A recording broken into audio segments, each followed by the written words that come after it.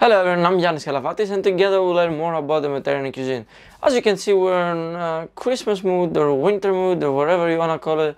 We've got a little tree there, we've got some decoration. Today what we're gonna see is one of the traditional things that we have in Greece during Christmas. It's called Melomakarona. So it's basically just a syrupy biscuit. It's not a very hard recipe, it's quite simple. It just needs a little bit of roasting, then you're gonna roll it, shape it, cook it, dip it in the syrup, and that's it, and then you can enjoy it. Of course there are variations where people cover them in chocolate or people keep it in the traditional way, which is just syrup. And obviously today we're here to see the traditional way. If you really like it and want to see the more complicated version, leave it down below in the comments and I will see what we can do. But before we get started, make sure you have all the ingredients together. That's one of the most important steps to be organized, so you don't forget any of them and then you fail the recipe. So you can find it on yanniskalavatis.com, or will be a link down below in the description. And as you're down there, click the red button and join our family if you haven't done already. But let's have a look. Okay, so if you have checked the recipe, here we've got all of our ingredients in different bowls. We have kept the orange after we have squeezed it, because I will tell you a secret what we're gonna do. Right here we have the flour that we haven't passed yet, but it's very important, we're gonna pass it. Here we've got the orange juice with our baking soda.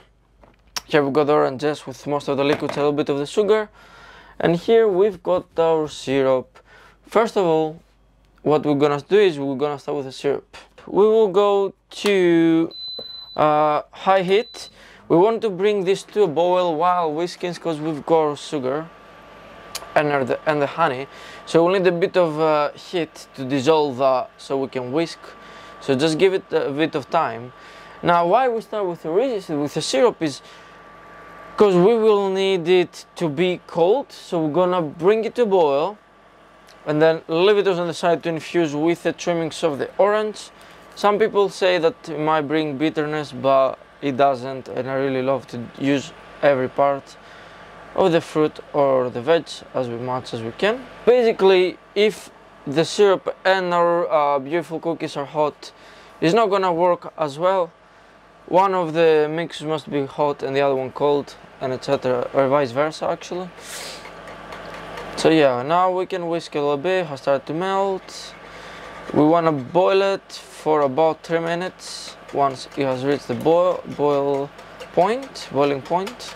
Okay, so all our sugars are dissolved, and at the same time, until that boils, it's very important that you add the baking soda into the orange juice that activates. You whisk it a little bit and you see it will start foaming. For me, it has done it and it has gone down. Okay, once it starts boiling, we will reduce it to the minimum temperature, and you don't want a lot of heat because it's gonna overflow. Now what is really important is this foam, we're gonna skim it away. It's very important, otherwise it's gonna ruin our beautiful covered in sugar syrup cookies. Okay, it's been 3 minutes that this has been boiling.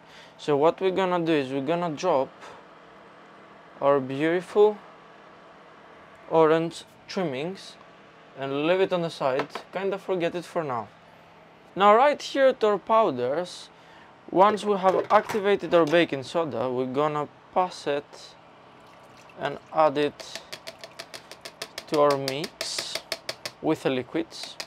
And you can add the trimmings of the oranges if you want, that's no problem. And now we're gonna go here and whisk as we've got our sugar until they're dissolved. Alright, once our sugar has been dissolved, we're gonna get our big strainer and then slowly we'll go with our powders. So you don't want to add them all at once. We're gonna dust it, as you can see, slowly, and then start with a whisk, and then we're gonna switch to our beautiful Maries. Now obviously I will start thicken, so keep that in mind. And here's a very important point. The reason that we're gonna go with a Marisa or hands is because you don't want to mix it way too much. You want it to be very, very fluffy, and so you gotta be very gentle with the mix itself. We'll continue with the rest here.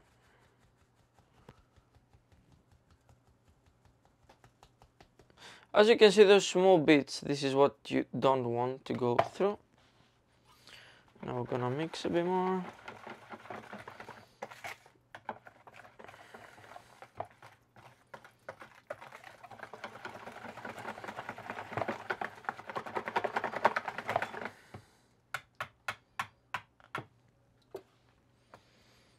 Now we're gonna add, so I would say in 3 parts it would be perfectly fine. So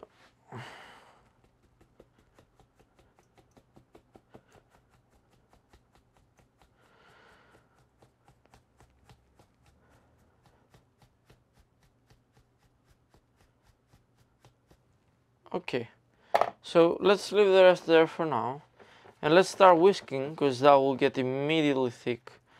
And we will need to use our beautiful Maurice.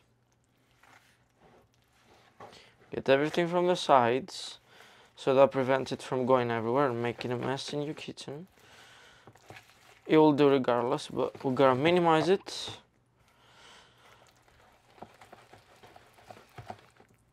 Okay. Now we need to switch to our Maurice, or use your hand with a glove if you want. So we're gonna get everything from the side and start folding to mixing. Add the rest of the powders. And voila, there we go. This is our the parts that we don't want. And here we've got all the pasta flour. And now we're gonna fold carefully, otherwise we'll make a mess. So we're gonna go a bit slow until it's incorporated. Make sure to get every single bit of the powders and the flour from the sides, because that could be our baking powder, and if we miss a little bit, it might damage our recipe. So make sure you're very careful with that things.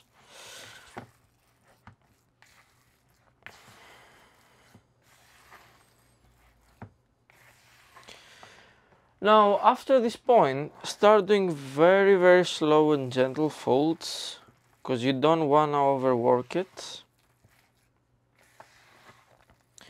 That will result on making our dough very hard. Okay, and as you can see, this is our beautiful dough is ready. Now what we're gonna do? We don't need any extra fat, because this dough is very, very fatty. We're gonna get a little piece of cling film, like so. But the only difference is, as with the tiganopsum, we're gonna push it down and then get the corners out of the bowl. You don't want it to be tight, you want it to be very gentle, literally just touching the dough. And now that one, we're gonna leave it for about 30 minutes to rest and become more fluffy. Now there's a very important step we're gonna follow whilst our dough is resting. It's supposed to rest for 30 minutes. However, I would recommend you put a timer for 20 minutes, and when the 20-minute timer is off, we're gonna switch our oven to 160 degrees, pre-warming it up, so later on when we'll start rolling our dough, because obviously it's a very small quantity, or just a fairly small quantity, so that we will go quite fast. And then you want your oven to be really hot, so that will go super quick and at once. Alrighty, so 25 minutes has passed. Now our dough has rested. You can see soft, still quite fatty. Now if you don't want to get your hands dirty, you can use a glove. Now we gonna mix it, not mix it actually, just flip it a little bit, because when you leave it to rest, the fats tend to kind of split and go out. So you wanna just like that, just a very, very tiny bit. And now we're gonna get small bits to our hands and kinda roll them like a cookie. But then you wanna give this shape of the Melomakarona, which is basically like an oval shape, kind of. Don't make it too thick, not too thin. This is what we're looking for. This is the perfect example. Push a little bit down, make the shape nice, and there we go. We're gonna repeat the same. I think we'll need to cook twice, if I'm not mistaken. Like that, push a little bit. Now obviously we need to leave a little gap in between, so it cooks better, more consistent.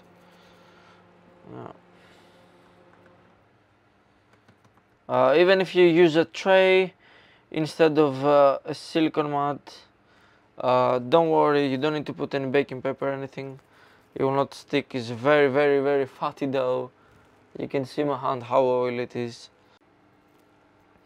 Alright, so step 1 is done. We've got all our Melomakarona right here, already rolled. We cannot do more than that. But now another important step we're gonna do is we're gonna get a fork and facing this way, not that way, this way. We're gonna make some holes, which that one gonna help into the baking, and especially when we'll dip them into the syrup. You don't want to go too deep, destroying the shape. You just want to make some holes.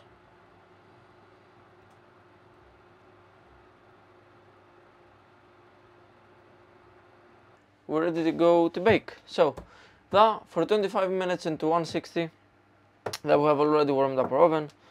We'll just go in. Alright, it's been 25 minutes. Our Melomakarona or our cookies are ready, and here we have finished our syrup. It has been infusing. You can see it's syrupy, nice color consistency. And guys, it's not bitter at all. So the orange has left the aromas that we wanted. So we're gonna remove the pieces here after we squeeze them. And if you want, you can eat those. They're really soft and very, very tasty. I've left in the oven the Melomakarona, because as soon as we get them out, we're gonna dip them straight in there to soak them. So as they're really hot, we're gonna put them into the cold syrup, and we're gonna do 3 minutes for one side, 3 minutes for the other. I'm gonna use the help of our timer here.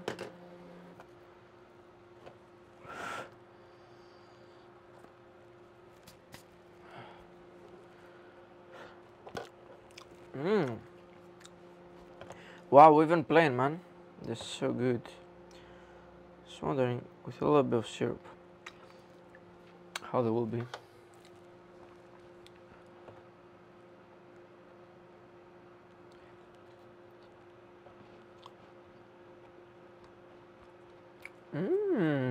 Okay. Wow. Now, in order to speed up the process, we'll pour the mix into the bowl so we can fit a little bit more. Just squeeze all of our syrup here. Now, at the same time, we're gonna crush some pistachio here, because soon our Melomakarona will be coming out of the syrup. So we're gonna give it a crush, not too much. If you want, you can use walnuts or other nuts you prefer. And obviously we're leaving them for 3 minutes. However, if you think you want them more sweet, you can leave them as long as you like, or you can put them all and leave them to completely drink all the syrup. Okay, so that will be our timer. So we will remove the ones that have soaked, and then the others will rotate. We'll add some more, and once we're done with all of them, we'll see them nicely on the plate. Now for the ones that we've got on the plate here, but now that they still are out of the syrup, We're gonna sprinkle a little bit of pistachio on top. And then I'll see you when we have all the plate filled. So here I am. I messed up with the audio completely, so I had my mic off while I was recording. So here I'll go from now on. Here are all of our Melomakarona, or our syrupy biscuits.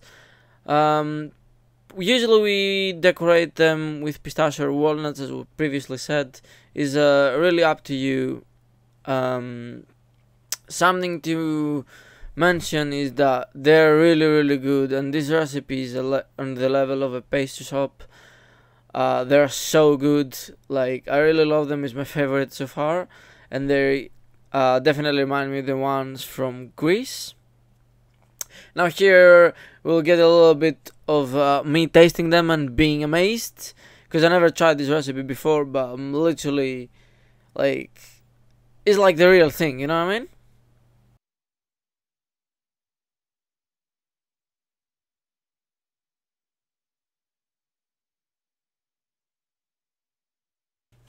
So as I said, at the same time, if you would like to watch something else, we've got a lot of traditional recipes that we've done previously together, including sauces, stews, quick things on the pan, and keep an eye out there, because soon we will have a lot more Christmassy and festive food from Greece, and hopefully soon from the Mediterranean. If you want to get notified for them, please click this red button down below, right, subscribe.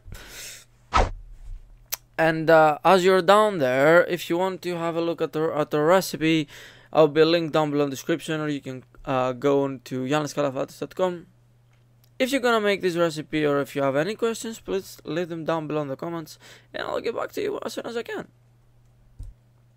Yeah, thanks so much for watching, and see you soon. Have a lovely day.